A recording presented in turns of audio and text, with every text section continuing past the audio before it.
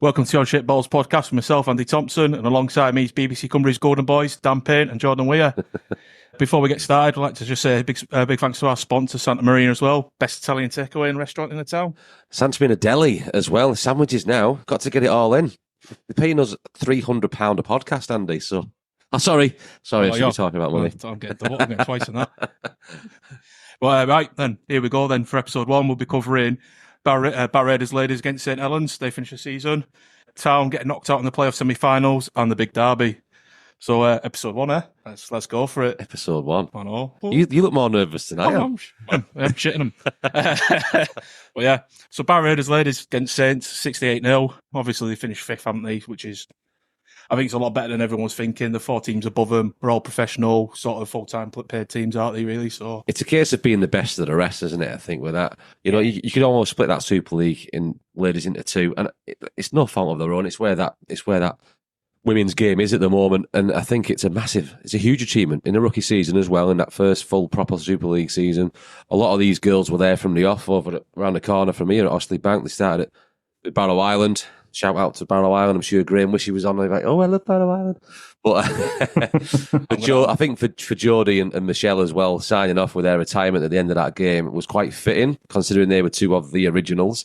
Becca Thompson as well. She's not here with us tonight, but she was part of the original squad as well. And I know she didn't make it up to the levels that they're at now, but I'm sure she's massively proud of them. She's been covering a lot of them games as well for me, for them games the last couple of times. And she was there at St Helens. That was a bit of a childhood dream of hers to do some radio work at St Helens on a ladies' game of rugby. She almost, shout out to Becca as well. She was the first, Paul Newton for the BBC told us this, it was the first ever full female commentary and summariser of a male's game when Barrow played Toulouse at home.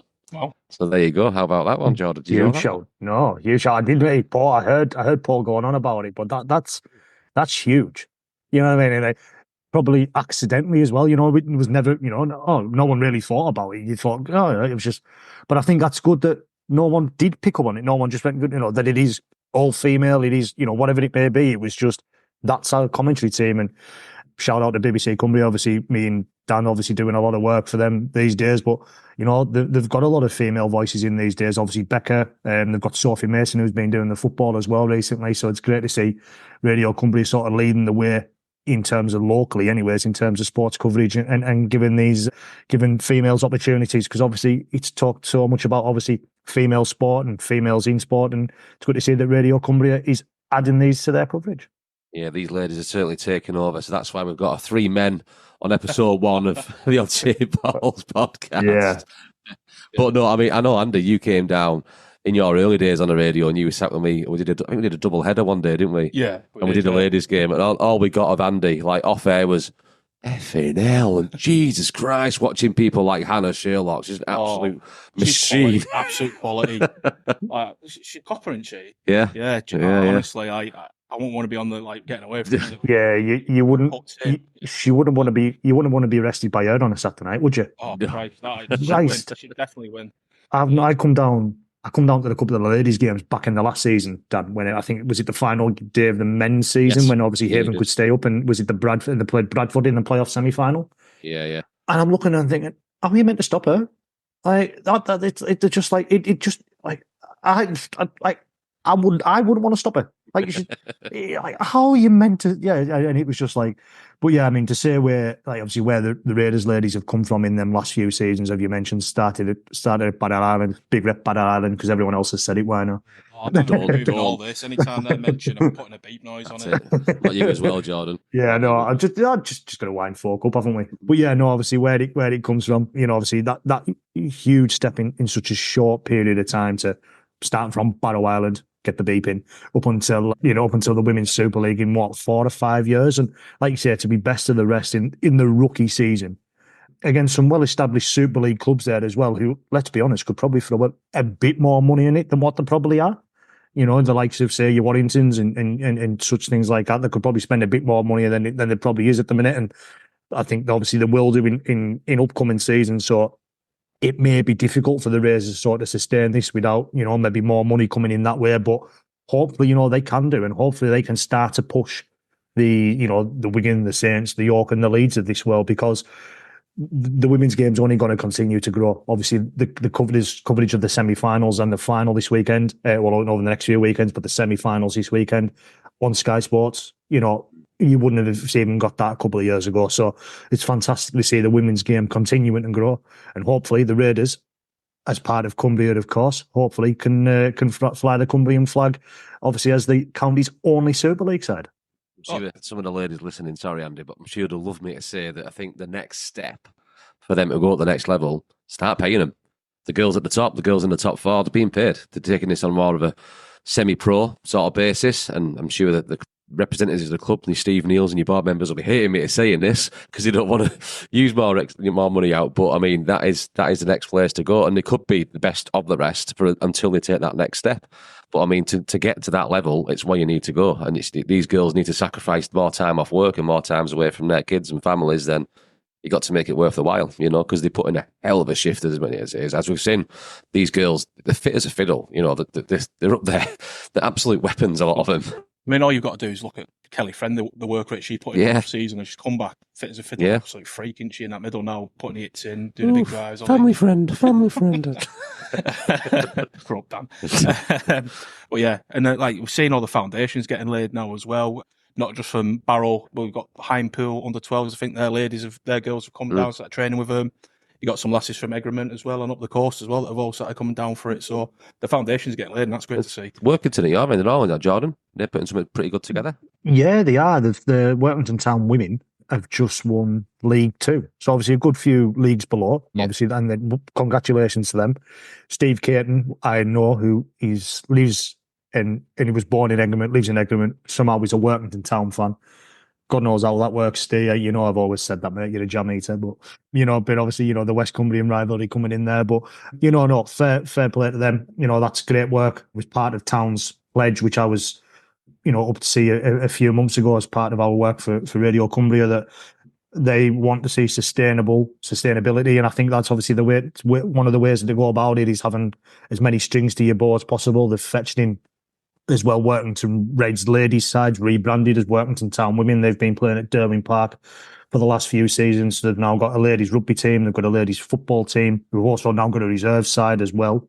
So there's 3 sides. They've also got a netball team. So it's just really branching out that sort of brand, is it? And I think IMG is going to be absolutely massive for that in the next sort of few seasons, brands and such things like that. So Workington have started early, obviously, as have the Raiders, in terms of having the ladies team under their brand. But yeah, fair play to Workington. They've gone big early in terms of doing that. They've put a lot of finance behind that in terms of, obviously getting sponsorship and bringing sponsorship on board. So yeah, fantastic work that they've done. And obviously they're only going to grow up the ladder there as well. So it's only my guys at Whitehaven that really need to sort something out, isn't it? But I think there's a lot more to think about and get resolved at Whitehaven before you've got to start looking at things like that. Like putting 20p in a meter to keep the lights on.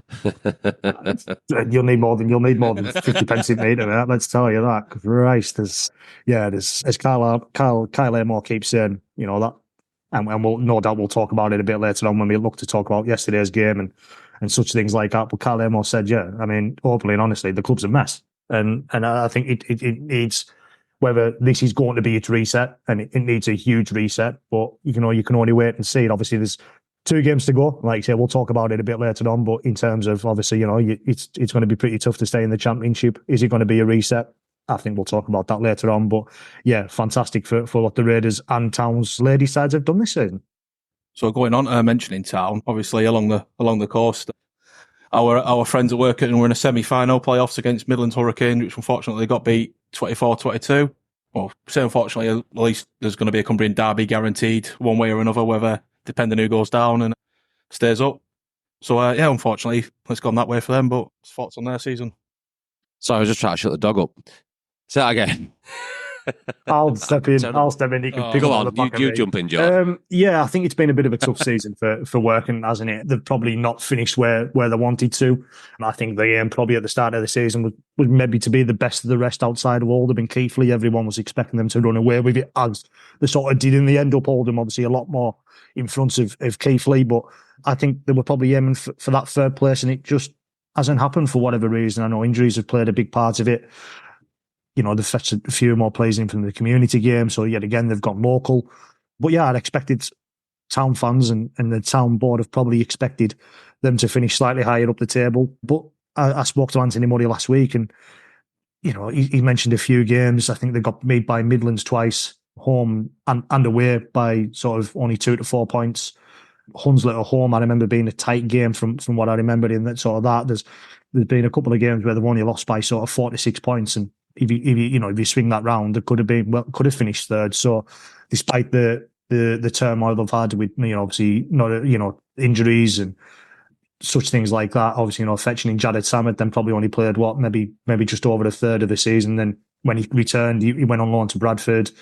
The obviously announcement departure of Anthony Murray, who's now took charge of his last game at Workington yesterday following that defeat. Highly rumoured that he's going to be taking the job at Keighley. You'd imagine that'll be announced when that was all going to be done and dusted as well. It's going to be interesting times for Workington to see where they're going to go, because obviously they will remain in League One.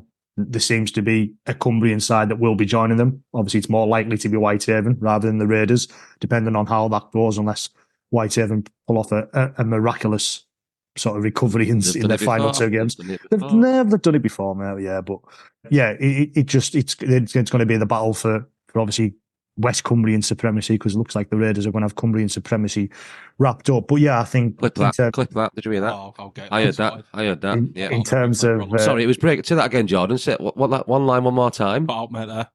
Raiders. Behave. You've got it once only, and they'll be able to clip it. But yeah, no, it's going to be, I think it'll be a real battle between, if Whitehaven obviously are making the drop, it's going to be a real big battle between Whitehaven and Workington next season, because they're all going to be going in the same player pool. In terms of local players, Whitehaven, League One budgets, you're talking about championship budgets, and now with the disparities across the championship, League One budget, there might not be any disparity, but there's no bloody money there either. So that's going to be tough for them. So yeah, they're all going to be battling the same player pool, which is dwindling. There's not as many players making the step up, or even probably could make the step up from your national conference leagues. Whether it be your Loughborough, your Kells, your Egrements. I mean, Egrements struggled all season in the NCL in name and bodies, and they had to forfeit the Carla League. They had to forfeit their Carla League season early because of the injuries the first team had, and they had to ensure they had to fulfil the NCL fixtures. So yeah, if you are looking to make a step up, you're looking to bring in the best community players. Are they going to want to come and play League One rugby? Probably not. But Workington's been able to do it very successfully. They've fetched Anthony Murray, and that's one big plus in Anthony Murray's favour there, that he's fetched in a load of players from the community game who are making the step up, and probably to the detriment of some sides. Seaton struggled, and they're fetching a load of players from Seaton, and Seaton have struggled over the last sort of 18 months to fulfil the fixtures, and actually had to forfeit their last 2 games of their NCL Division 3 season. So, it's been maybe to the detriment of some local sides, but Town they've been blooding local youngsters. Kieran Walker's been an absolute revelation in the last 2 seasons for Town. Obviously brought back Jordan Burns to the professional game, and a load more of other players that they've had over the last few seasons. Will they be able to continue doing that and get the results that they want to try and get promotion? Can only wait and see. But yeah, it's going to be a big season at Workington. Obviously, who's going to take that coaching job? Yet again, the rumours have been doing the rounds ever since Jonty Gawley's left Whitehaven. That is he going to be the one to take up the hot seat? From what I'm told, nothing done and dusted yet. But can only wait and see if he's going to take up the hot seat, or it'll be someone else taking up that challenge at Derwin Park. So obviously you built up a good relationship with Jonty throughout his time at Whitehaven. How does that make you feel as a fan, sort of that side of it as well? I fully understand it. It's his hometown club. He was there. He was there under a number of different coaches. He obviously left the club when Leon Price was there, which I don't think was done in the best of circumstances. But he got an opportunity to come to Whitehaven to resume his coaching career, obviously with Gary Charlton, who he'd been under his stewardship at Workington for a good few seasons. And to go back to your hometown club as the main man, can't blame him at all. And everyone goes on about the Cumbrian divide, and the Cumbrian divide is mainly between the fans, isn't it? I think all 3 clubs have got to have a healthy working relationship if the game in Cumbria is going to continue to grow and prosper, or try and prosper, because it's probably been struggling over the last few seasons in terms of crowds coming through the gates at both Whitehaven and Working. The Raiders obviously seem to be doing a lot of work and are getting obviously sometimes double the crowds that Whitehaven and Workington are getting. But us as Cumbrians, if we want Cumbrian Rugby League to continue to try and grow and to prosper, we need to probably put these silly rivalries, and it sounds so weird saying that as a Whitehaven fan, to say a silly rivalry with either Workington or Barrow, but I think, if you want Cumbria to prosper as rugby league, these clubs need to have a working relationship. It doesn't have to be a merger, or it doesn't have to be a Cumbrian club, but I think if you want to whether it be a joint academy, maybe a West Cumbrian academy, could you bring something like that to ensure that the best local youth talent doesn't have to go down to Wigan. It doesn't have to go down to St Helens. It doesn't have to go to Warrington. It doesn't have to go to Newcastle. It doesn't have to go to Hull. It can stay in West Cumbria. There's maybe such things like that need to be done. And that'll no doubt be conversations we will have on another day, maybe on another podcast if we're lucky enough for this to continue, boys. But yeah, I think if Cumbrian Rugby League is to prosper, I think all three Cumbrian Rugby League clubs need to be working together for the good of the game in the county. Yeah, no, completely agree. I was speaking to a couple of the youth coaches sort of amongst the Highpool setup where I'm sort of helping out at the moment. Then back when I was playing a bit younger, you had your service areas for like your under 12s, 14s, so on. And the best of them would end up in your Cumbria setup, and that doesn't seem to be a thing anymore either. So there doesn't seem to be that path to sort of get through. We've got maybe the Furnace Raiders for Barrow, but except for that, and you've still got to be a school leaver, 16, 17, 18, sort of playing that setup. So there's nothing really there to sort of get the kids involved. No, not locally. And, obviously that's where the likes of your Wigan and your Warringtons and your St Helens and Newcastle more in recent years, obviously maybe not as much in the last season or two, obviously with the issues they've had, but they're scooping up the best Cumbrian talent. There's plenty of making them journey down that M6 and across the 62, whether it to be to Warrington. I know there's a good few making from Hensingham. I know I'm making the journey down there, whether it be previously across to Newcastle, or they've been, they're going down to Warrington. There's a couple there from Hensingham at the moment that are at Warrington. There's a young lad I know who's, I'm not going to name on a podcast, but he'll probably know who I mean. I deal with his dad quite a lot, so that if he listens, he'll know who I'm on about. But he's making the journey currently down to Wigan. He's with that, and he's being looked at, and he's, so.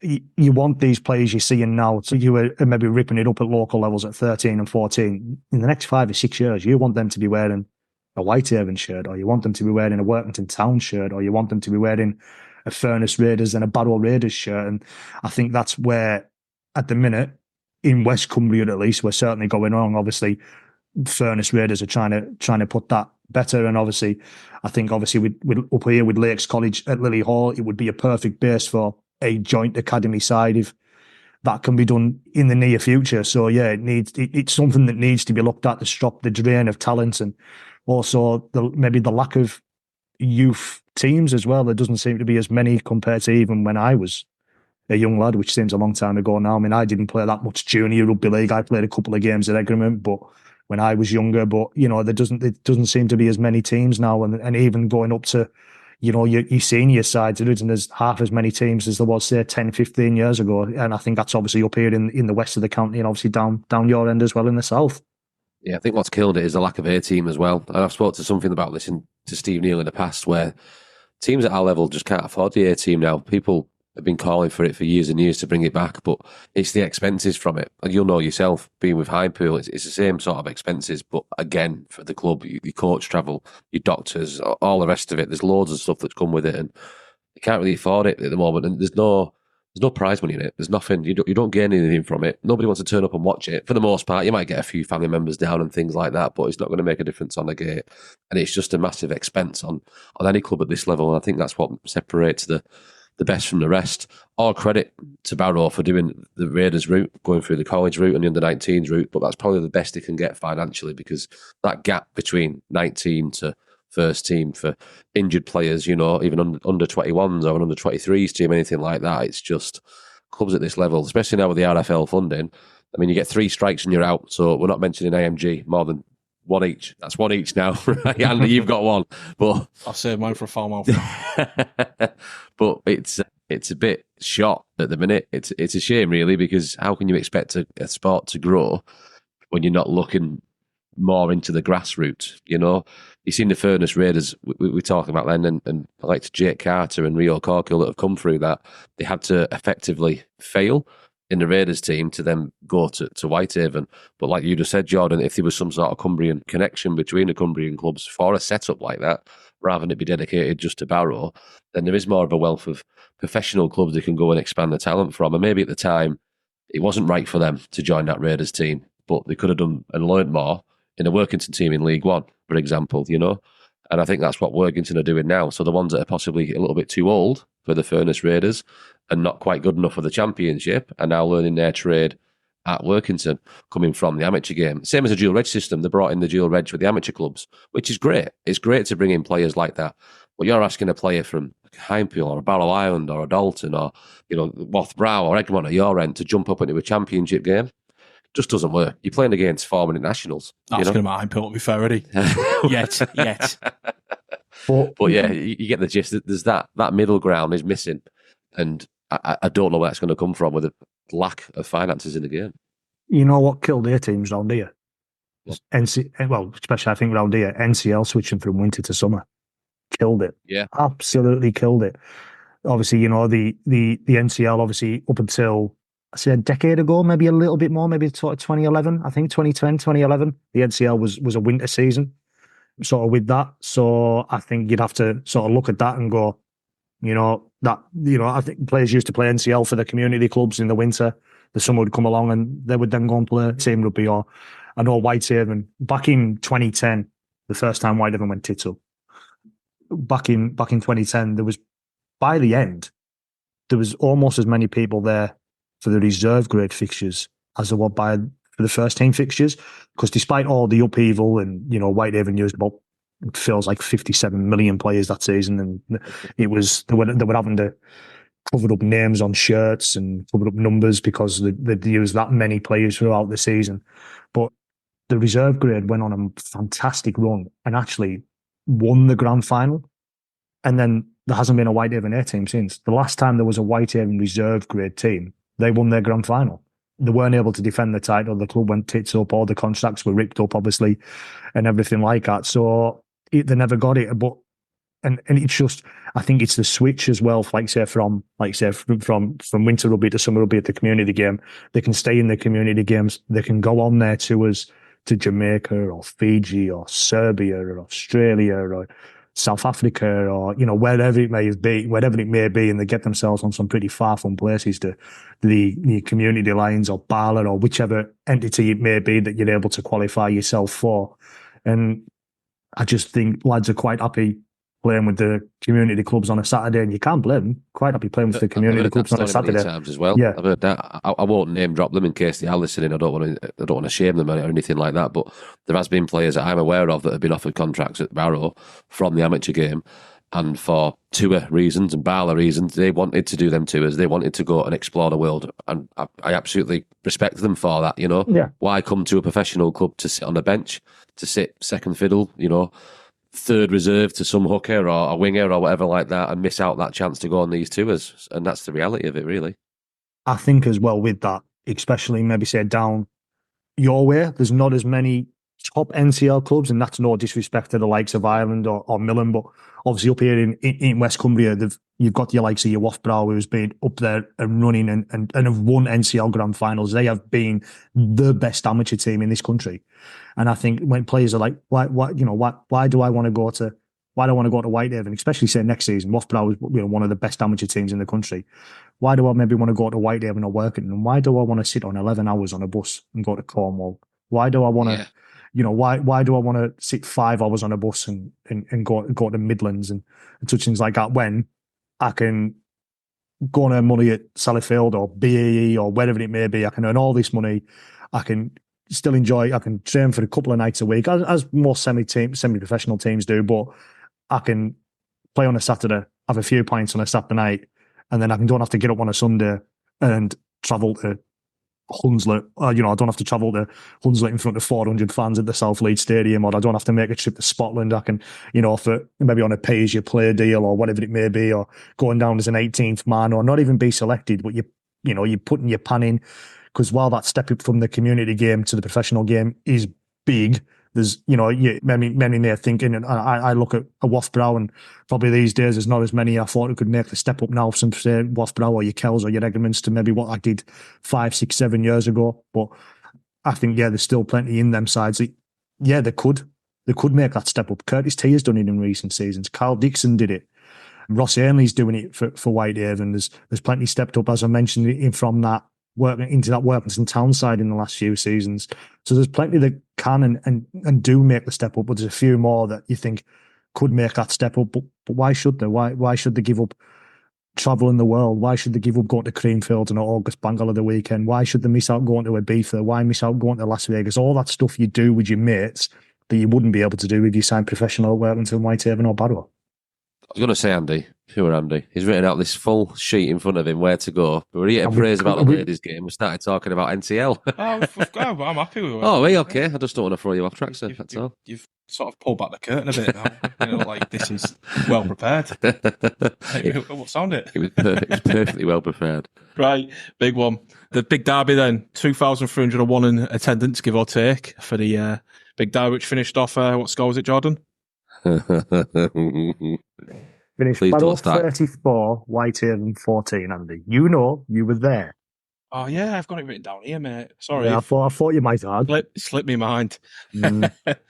Yeah, so there's no place to start more than the build up to it, really, with COVID gate. What was it the two lads were out for the season with, injury-wise? Sorry, illness, wasn't it? It's COVID, wasn't it? Sorry. No, sorry. What Dan kept saying yesterday, patient confidentiality. I love that line from the club. Fantastic.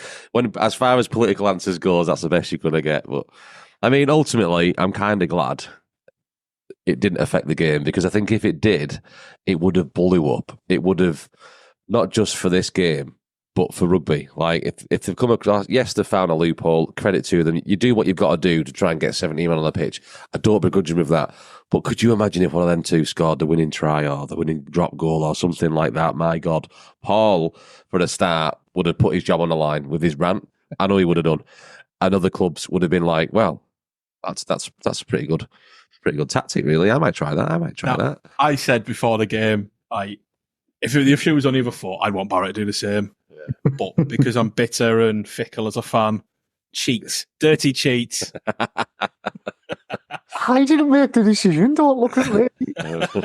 I didn't do it. But yeah, if it was a loophole, and I'm not going to say any more than that, if Whitehaven have found a loophole and it was genuine, and I've got no reason to believe it wasn't until someone shows me medical proof otherwise, and everyone's going to have an opinion on it. Whitehaven have used a rule that's there. Whether you agree with it or not, the rule is in place. Yes, it might have been put in place for the COVID season of 2020 and you were able to do it, but they've used the rule that was in place.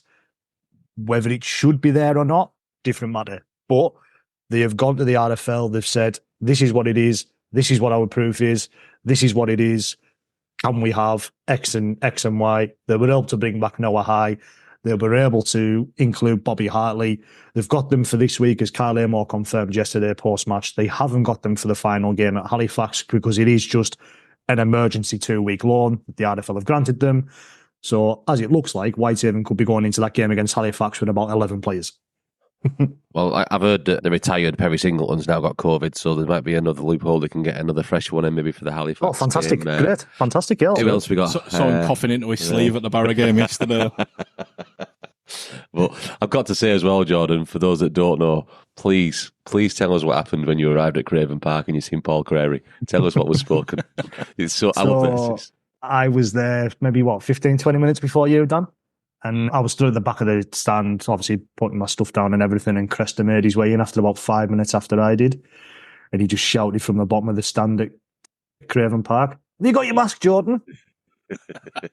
So yeah, I think that tells you everything that maybe Cresta was thinking about the matter. I get along with Cresta quite well from obviously from my time at Radio Cumbria and prior to that, even when I was coming down and doing the odd game for the League Express early doors, and from other work I've been doing, I've always had a good conversation and relationship with Cresta. He's always given me the time of day. So obviously tongue firmly in cheek. But yeah, he shouted up if I'd got my mask, which I was okay. I'm not the one that's tested positive.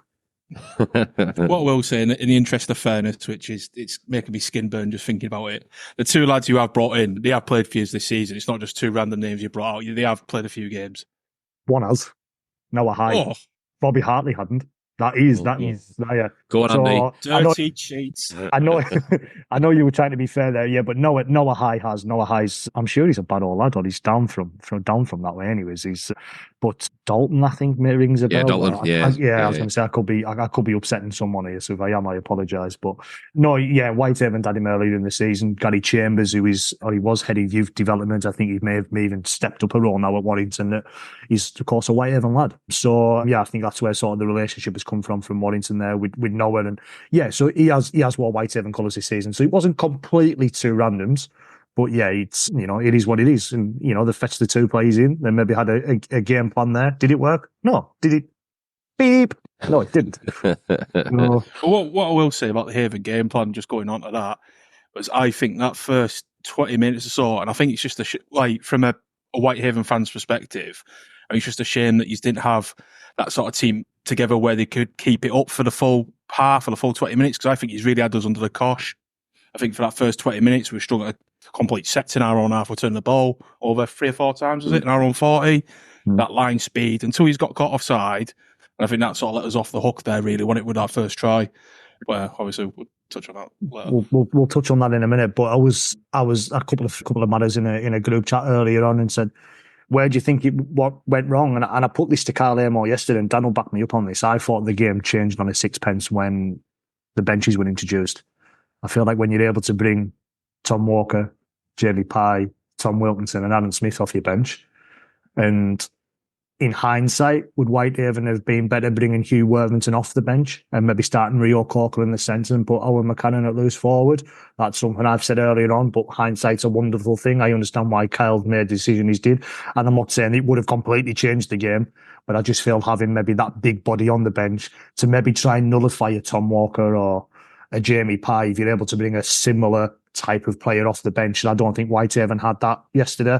I don't think they were able to nullify the impact that the Raiders bench brought on. Now, Carl Amor disagreed with me, and Carl Amor's played God knows how many hundreds of Super League games, so I'm probably wrong and he's probably right. But I just feel like when the Raiders big boys come onto the bench, it changed the game, and that's when Havens Hill discipline started to take effect. The halftime penalty count was 6-0 in favour of the Raiders, which is huge, and I think obviously that allowed the Raiders into field position where they weren't probably going to get or hadn't been getting in that maybe that opening 20-25 minutes anyways, naturally. And I think that penalty count allowed them to get them 4 pointers, especially Andrew Bullman's first try. Or no try, as you may want to look at it. So we'll start off with that bit of poetic justice after you're cheating with your rules. What I'll do, I'll play the comms for it now, and then we'll have a little bit of a crack about it, see what you think. That ball over towards that right-hand side. Can they ground ball up ground in the corner? No, they cannot. The referee goes over to his touch judge. He takes a look. I think the fans are cheering around. The players are cheering around. Has he got the try? He has been given a try. The touch judge said no, but the referee said yes. The Raiders will take it. It's 4 points apiece. And we took it. Yeah, so brilliant try. What you want to see from your winger, Dan? I know. Just Jordan sent me the clip this morning when he was putting up the audio files on the video, and the only thing I could say, that was a world class finish. It was player at his peak finest form, grounding the ball securely in the corner. That I think the touch judge was completely wrong in my opinion. I sent you that. I was clipping the highlights up for those who don't know. For my sins, I'm also part of Whitehaven's social media, and I was clipping the video clip up last night, and I sent it to you, Dan, didn't I? I said, I don't want to start a riot, but look at this. And I put it in slow-mo for him. And you can watch the ball creep out. And I put a post on social media late last night. Got a message this morning from Andrew Bullman. Or was it late last night? I forget. Bully knows he didn't get that ball down. And the touch judge knows he didn't get that ball down because he put his flag up. Yeah, that was the one that got me. The only person in the ground who thought he got that ball down was the man that bloody counted, Scott Michalauskas. See, I understand that officials, as we've seen more than enough this season, they get it wrong. But to get it wrong when your touch judge is quite clearly right on it as well, put his flag in the air, I'd love to listen to the referee's audio on that one. I'd love to see what he said about that and why he reversed his decision. Naturally, Barrow Raiders players, they are going to cheer. They are going to try and get one over on the officials. But, I mean, that... Yeah, as a coach, I would want my players to celebrate that. Put the pressure on the referee, like probably what's happened. But I was on the other side of it with my dad and a couple of other rugby lads, and we all just assumed that was it. Like, the flag's gone up. You see the ball going out with touch. No one went, oh, right, oh, that's unfortunate. Oh, come on, ref, give that. And when the ref sort of gave the try, we were all on a good bit of a chuckle and a jeer about it because it's blatant. Obviously, like you mentioned there, you've clicked up and put it in slow motion, so it might be something to put on the Odd Shit Balls Facebook page later on, so everyone can have a good look at it. And I don't want to riot. Don't want to cause a riot. Listen, it never changed the outcome of the game. No, I don't think. I think it was always going to be an uphill challenge. As good as the start was for Whitehaven, and I mean, it didn't come down to 4 points. It came down to 20 points in the end. So I don't think even did it change in that moment in the game. Did it change the way things were going to go? Probably not. I think it was the Raiders' first attempt that, I think, in the first 40 metres. Me and Jordan were talking about that on commentary, and they came across and got the try. But I mean, it's not their fault. They've been battered and bruised for weeks and weeks now. That they've got nothing left in the tank. What can they do? No, you know? and I think I've said this to, well, I can't remember who I was saying it to, but I said it to someone. I said, it's a bit of poetic justice in favour for Raiders in terms of, I believe you were robbed at Doncaster, if for want of a better phrase. And I haven't seen anything, I haven't heard anything, I didn't hear anything that you had done in commentary, Dan. But obviously, you know, I'd read quite a few comments about after that Doncaster game, and then the Halifax situation with the red card and such things like that. So yeah, I think it's you know, it swings and roundabouts, the phrase, isn't it? You know, you hadn't got the decision on them two occasions. You've got the decision on this occasion. These things have a funny way of leveling themselves out over the season, don't they? Yeah, but we're doing that well. We didn't need that try, did we? We could have done one of the it's can't imagine. Moving on. Terrible. Yeah, so the next one is the red cards. And obviously, user gave us a bit of gold for this, so here we go. Oh, wow. It's going to be Walker. Wow. Walker takes the drop goal. It doesn't make a difference. And there's going to be a scrap on the 10-metre mark. We said there was going to be more in this one. They said there was going to be more people fighting on the field. And here it comes. I think it's Greg Weir and Noel McCarran. I'd imagine, as you said, Graham, I think we're about to see 2 red cards. Yeah. I don't know who threw the first punch. Well, I think it might have been Worthington, just might have been. But I think we're about to see 2 red cards, and these sides finish the game with 12 men each. Yeah, that was. But it seems to be the Whitehaven man that's getting called out to McCarran. So I imagine he's about to see red here. It was Owen McCarran, and that's probably his season over. Owen McCarran. I'd imagine Greg Worthington's about to follow, I'll be completely honest. But you imagine it looks like it's going to be a Raiders penalty. They'll sort over the 2, and it'll be 3 scores that Whitehaven need. Comes Greg Worthington, then he approaches the referee. The referee goes into the pocket. And as expected, if he can get the card out, he's struggling now. He was in his hand a second ago. Red card for Greg Worthington. Now, watching that referee get that card out reminded me you was at a bar trying to get around him, mate. That was not coming out of his pocket, was it? Now, I know, obviously, with the way rugby league is now, you don't want to see that, but bring back the biff. It was good, wasn't it? It's what you want from a derby, and obviously, it's cost us, like, both teams were struggling for players as it is. It is a bit of stupidity there, and it might be a bit costly for the red cards, but it had a bit of everything, this derby, didn't it? They were coming. We probably from the start of the second half, maybe there's a little bit in here and there in the first half, but that was coming. And the further and further Whitehaven got away from, you know, winning that game or taking anything from that game, the more frustrated they got, and it was always going to happen. And I think I'm surprised nothing happened earlier. I get on the Johnston try that there was another scrap behind that, and the referee couldn't catch up with that. He could only keep his eyes on one thing at a time. And I mean, rumour has it the touch judge had his flag up and he was waving around, but he completely ignored his touch judge again. I don't know, unconfirmed reports, but yeah, it was always coming, that one. And Whitehaven, they're always dirty bastards, Jordan. They're terrible. You're getting it tonight. I don't know why. I don't know why I bothered. This is episode 1 and eat. That's it. Never mind the Grand Tour and Top Gear. God knows how many episodes them three's done together. This trio is ending tonight. But yeah, I mean, it was coming, wasn't it? Obviously, you've mentioned the melee there after the Ryan Johnson interception try, and that's gone on report. I don't think we'll see anything from that. The footage isn't conclusive because obviously it was following Ryan Johnson, and by the time you've watched it, there's 16 blokes standing around each other. So I'll doubt there'll be anything coming from that one. But yeah, that Greg Worthing, Noah McCallan, I think obviously they'll get to play this weekend because by the quirks of the discipline system, by the time they go through the games and it goes through, it's Thursday before you find out, so they get banned for the following week, which obviously Whitehaven, it's a huge game. It'll be a huge game for the Raiders as well. Or I say it could be a huge game for Whitehaven. It might be all over after this weekend, of course. But yeah, to lose Owen McCarran, who's been a linchpin in this Whitehaven side this season, has been an absolute phenomenon. Can't get my words out. Yeah, but he's been. Try saying that. No, I'm not gonna. But he's been a linchpin in that Whitehaven side this season as one of the mainstays, one who's played the majority of the games. So yeah, it'll be a huge miss, and it might be. Is it going to be a final hurrah for Greg Worthing, or will he go around again? So yeah, it'll be. But yeah, I don't imagine they might only see one game either. It might be multiple games. So whatever does go on, they'll be taken over into their existing clubs or representative clubs for 2025. So, obviously, a lot of anger, a lot of passion and that off the pitch, but I believe there's a lot of love going on in the commentary area as well, wasn't there? He asked him, he said, do you want to be my lover? Do you want to be my lover? Oh, great. Graham So down. no context needed, is there? So should we move on, or do you want to put some on it? Can I put some context to that? No, there was. I noticed on the big screen at the Raiders yesterday that someone was getting married, and was it a fella called Jacob? Someone who may listening might know who it was, and he was the mascot for the day, and had come out, and he was.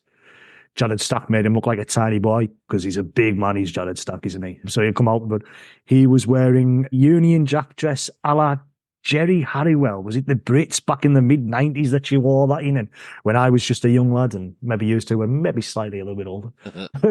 But yeah, no. Andy might look old, but he's not that old. Rough believe it or paper not. on, got brought up in Northern Ireland. proper paper on then. Uphill twice, Andy.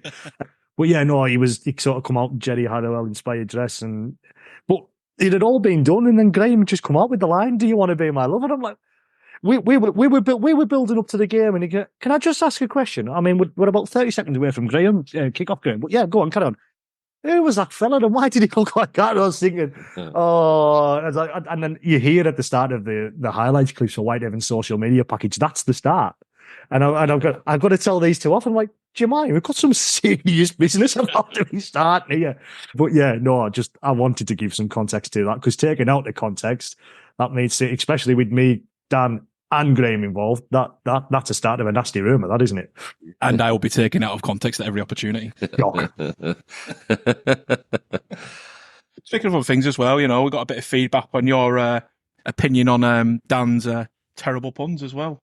I don't like it. I don't know whether it's just because of the occasion, but I'm not a big fan. That'll also be getting taken out of context every opportunity. I love that clip. Was that the Jaws music? Yeah, Is that when music? Yeah, I'm not a fan. Clubs have been told off for less. It wouldn't surprise me. I think we have already been told off for it. Wouldn't surprise me if the RFL's knocking on the door. I've seen it at Keighley though. Keighley away, that guy is a nightmare. I mean, it's a cricket try. My God! But he does things similar in the past, and I'm like, well, they've been getting away with it for years. So I think Pete Murphy on the PA just wanted to give it a bit of his a taste of his own medicine. But hey, don't you be knocking the puns, all right? Them puns were spectacular yesterday. Spectacularly I've got a couple bad. more for you, if you'd like me to treat you to him, Jordan. Yeah, go on. Why not? Tune out here. It's a sure thing. That 4 times he did that. 4. Yeah. Yeah. Never gets old. And It does. you're sure, mate. Celebrating the second one, I think it was. All aboard the Bullman bus. I don't know which one I prefer more. Is it all aboard the Ritson Express or all The aboard Ritson the Bowman Express. bus? Yeah. So The Ritson I don't know Express, why. I feel like I knew I knew that Bully was going to find a bit of form. You know what he's capable of in his peak at Whitehaven, and I thought, well, when Ritson left, I trademarked that. I made T. Ritson what he is today. Social media was a buzzing for T. Ritson because of the Ritson Express. I don't care what he says. It was all about Dan Payne and the Ritson Express. That's why St. Helens wanted to sign him. You're all aboard the Ritson Express. Your ego is getting bigger and bigger. He mentioned it in the interview as well. They just cut it. They just put it on the social media side. I saw it happen. And I thought, I've just got to get something similar. And I just put just the B&B together and the Bullman bus. And he probably hates me for it. I don't know, but it's going to carry on. It's like Josh Wood with his ginger jukebox every time he makes a big hit. Loves it now. Calls himself the M6 because he got 2 hard shoulders and it's all going on. Luke Cresswell's as safe as a Swedish seatbelt was. That was Graham. Graham's. That was Graham. The M6. And he nearly ripped my head off yesterday, didn't he? I said Luke Cresswell, and what he did, he had a little fumble, but he done well to recapture it. And I said, he nearly lost it there, Cresswell, and just saying Graham like, bang. It was his head. It was like it was like a full 180-degree turn. Don't you say that about my Luke? And he was as safe as a Swedish seatbelt. Used to must sit and write these down. Honestly, have you still got nothing better to do? I quite literally do sit and write them down, and I've got loads more. And I think you felt the wrath of the start of the season with the Orioles. Remember that one when we split the defence open, get the milk out, Jordan? That was at Derwent Park, wasn't it, for the 1895 Cup? I nearly put my microphone down and walked away. And we went. I couldn't. We had Jonty Gawley with us, didn't we? That's right. I couldn't leave Jonty with you because I couldn't. I like Jonty, so I didn't want to leave him with that. You know what I mean? So I had to stay. Otherwise, if it was just me and you, I'd have put the mic down and walked away. What the best part is, we were ripping Dan for this because I think he's scared of Jonty. So when you can hear, like, sort of on the interview as well as Jonty's coming over, you just hear, "Hi, Jonty, you all right?" His voice goes up a good few decibels. Like, I had some bad reports. I didn't think Jonty was enjoying some of the things I was saying in the past. So when I met him personally for the first time, I was a little bit set back. For one, he's quite a burly figure, He's quite a big guy, Jonty, and he keeps himself in good shape for his age, and he was a bit intimidating. But to be fair, away from rugby and on the microphone, he's as nice as pie, isn't he? He's a lovely human being. He's a great guy. Got a lot of time for the guy. Yeah, and he was there yesterday. Did you get the best one? Which one's the best one? Did you not get the end one, the James Bond? Oh, Andy, you're slacking. You know what? I did, and I've got it here. Yeah, but I don't want to do it. Why? Because it gives you, it make your head get bigger. Yeah, don't do it. Don't make his ego even bigger. I do. I really don't want to make his ego bigger, but I also want to see like the joy leave your face as well as we hit you with another Barrow Raiders try. The last now on the halfway, Josh Wood out towards Walker, back on the inside to Cresswell. Can Cresswell find the space? Cresswell's kicked it over the top. This could be try time for the Raiders. It's going to be Lane Bowman and put him in a Bond film because he's left his opponent shaken and stirred. One thing I will say, right? Who the hell's Luke Bullman? Luke Bullman. Luke Bullman, yeah. It was that good. I'm just mingling these players together. It's like a hybrid version. But yeah, I was just so excited when that happened. I was sat there, right? This pun was staring at me on my phone. I'm like, how am I going to get this in? How am I going to talk about James Bond? And I was waiting for about, to be fair, I've been waiting for weeks to get this one in. So when I took my moment, I just totally lost track of who was actually scoring a try and just got the James Bond line in. What you're telling me is that you couldn't do your job because you were too busy trying to get a pun in. Does that mean I need to tell Paul Newton not to pay you as much this week? Is that what we're saying? The BBC love it, John. They absolutely love it. They want to give me a pay rise. They want more puns. You should see him driving up the M6, mate. That's a nightmare as well. Swerving from lane to lane as he's practising his puns in the mirror for 3.5 hours. What, trying to find Josh Wood's 2 hard shoulders? Is that what it is? Yeah. All right, fair dues. Crack on. Shall we move on then? Right, so I'm going to let you take the lead on this one, Jordan, with heroes and shithouses. So there'll be a hero from a Whitehaven perspective for yourself, and who you think are shithouses for Barrow. We'll do the hero first because it's less controversial, isn't it? Lachlan Hannigan, I think he's really stepped up in the last few weeks, ever since the proverbial shit hit the fan in terms of obviously all the stuff that's going on over the last few weeks. He's really stepped up. And in some heavy defeats, he stood up. He stood up in that Dewsbury game as well, and led from the front. He got the opening try of the game yesterday. was it the opening try? Sorry, the second try for Whitehaven, wasn't it? From that, following that 40-20 kick that he put in, he then, was there. We're waiting the offload from Ross Ainley. So I think he's been a hero for the last few weeks for Whitehaven in terms of really stepping up to plate when it's been difficult. He's been the one that's been trying to lead round the field, sometimes obviously against a heavily beaten and tired pack. So I really think he's stepped up, and if he's not with Whitehaven next season, which I fully expect him not to be, because I think he'll want to play championship rugby elsewhere, or whether he goes back home or whatever he may do, he'll be a huge miss for Whitehaven. Moving on to the controversial bit now, the shithouse. Luke Broadbent. And you're going to say, exactly what I'm going to say. Luke's a great lad off the rugby pitch. He's a great lad. He's cracking. Obviously, we had him at Whitehaven. He completed the Cumbrian trilogy at a really young age, didn't he? Because he had long spells at both Workington and Whitehaven while he was at Waddington. And then obviously now now at the Raiders permanently. But he really gets into it, doesn't he? He really gets into sort of games like this. And I think I seen him, and if it wasn't him, I apologise, but I think I seen him after the full-time hit yesterday turn to the Whitehaven fans and be pointing down. I think it wasn't just him, so but he was definitely one of them. But as a Barrow fan, I can see you two laughing. As a Barrow fan, you've got to love that. But in terms of my shithouse of the week, it's Luke Broadbent. Good lad, Luke. Daniel. Funnily enough, my hero's Luke. No, I'm kidding. My hero for yesterday. What, in terms of a Barrow perspective, you mean? Yeah, from Barrow, yeah. For my hero, for me... Scott Mikalowskis?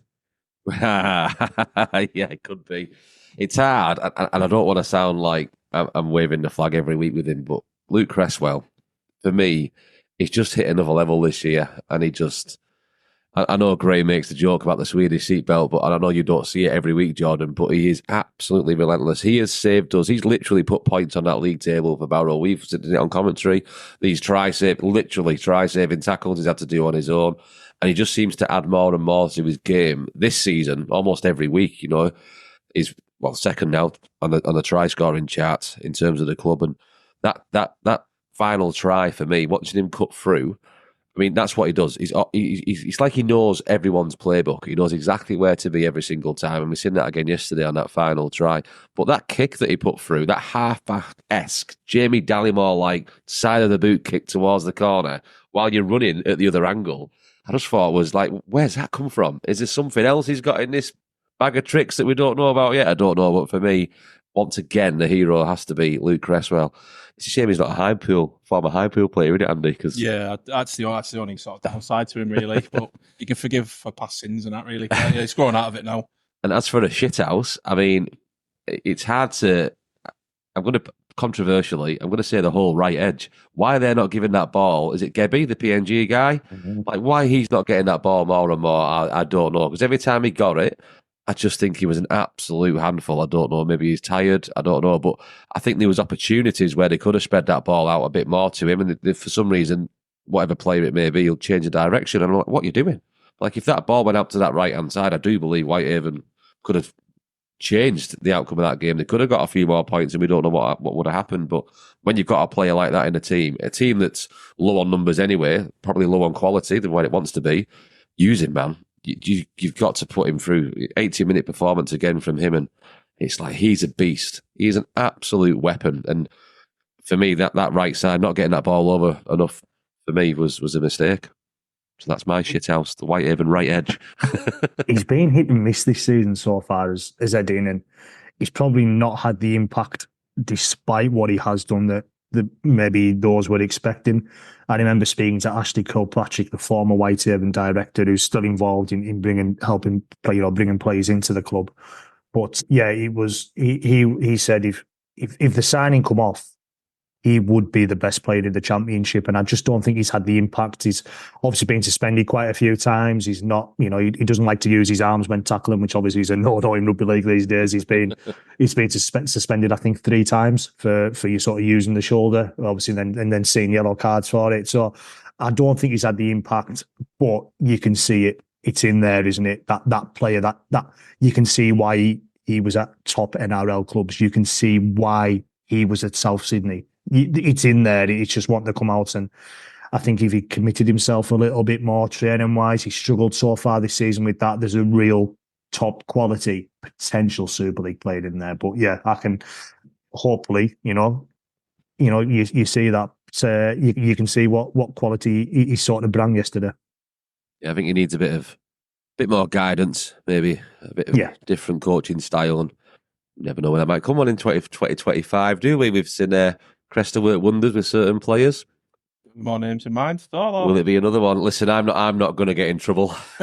I think Jordan, in his emotional state at the end of that game, for people that were tuned into the radio coverage, may have got the biggest hint ever of what's happening into 2025. But I'm not only because Cresta told you Friday morning.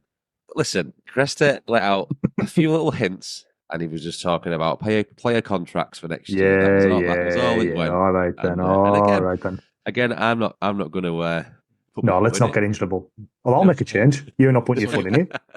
For your first ever podcast, not giving us any exclusives or anything like that. You're just going to sit there and be a coward. What I will do is I will tell you what the coaches have said, if you will, if that makes it fair. And will it get you in trouble? No, he did it on an interview, and he did it. I spoke to him on Friday morning before the game, and Paul was talking about the Whitehaven team.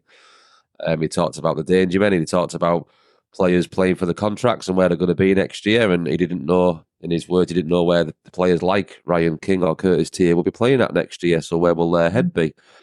Pretty much, maybe not word for word, but I think that's what he was getting at. So we'll leave it at that, maybe make up your own decisions off that, So what I'll do, because I feel like I'm getting left out now, let's give my hero shit house. Go for it. Yeah. Hero is good old honest lad, Andy Bullman, 2 world-class tries. It's just absolutely fantastic to see. He deserves it. No, but I think his work rate as well. He's coming and doing that hard yards now. He runs like a prop. He's got the stature of like the height and everything like that, but he's just got a speed demon about him as well.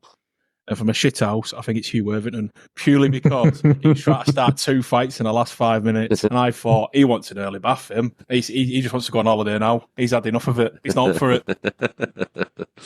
He was getting a bit dirty at the end there, wasn't it? Yeah. He was standing out. Especially, he was on our side as well, Jordan. We could see him swinging around. We could, position, So, yeah. It was great entertainment, I won't lie, but I think it was at that stage of the game was gone. They just wanted to fight. They just wanted to bring back the beef. Yeah. Might just be the Worthington surname or something, maybe make you into an absolute dirty shithouse. Right then, so 2 big games left for us both. Obviously, you 2 are going to be there in attendance for him, unless you've got one of your other cult meetings again for your Gaston Lecky. So he's not there. He's not there on Saturday. He's not there Saturday. Becca's doing it. As it turns out, my cult that I'm working for, big up to UW. They've got me some tickets to go watch Peter Kay on Saturday. So Becca Thompson will be in charge of commentary duties once again when we go and cause one of the biggest championship results ever and go and turn over Wakefield in their own backyard. It's going to be a result of the season, that one. You can listen to that live on BBC Radio Cumbria with Becca Thompson on Saturday tea time, I believe, this week, isn't it? Have you drunk that full bottle of Jack Daniels behind you? I know, I'm not doing too bad with it, but no, it's one of them ones. Obviously, you said it a few weeks ago, Joe, with the Wakefield. It's a case of if you've got squad players and you can afford to rest your big ones, you do it in them games like Wakefield. Give the kids a run out if there's any left.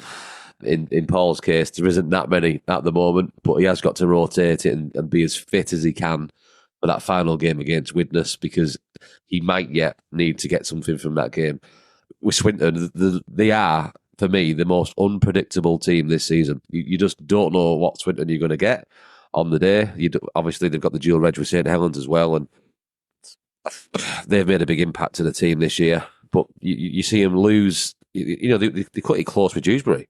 Yet they beat Featherstone. It's like, Barrow pretty much turned them over for the first time in over 10 years in their own backyard, and then they'll go and bag a result the week later. I mean, it's just like, I can't. Their form guide is all over the place. We've beaten them twice this year. That's what I mean. Yeah, it's crazy. So it's crazy. We've got to go to Batley and then welcome Halifax, that final game of the season. We haven't got a bad record at Batley over the last few years. We've picked up a victory, we've picked up a draw. They beat us last year, and they beat us quite comfortably this year at home. I think was it round 3, round 4, when it was one of them, when it seemed like we played every game at Whitehaven with them opening 4 home league games.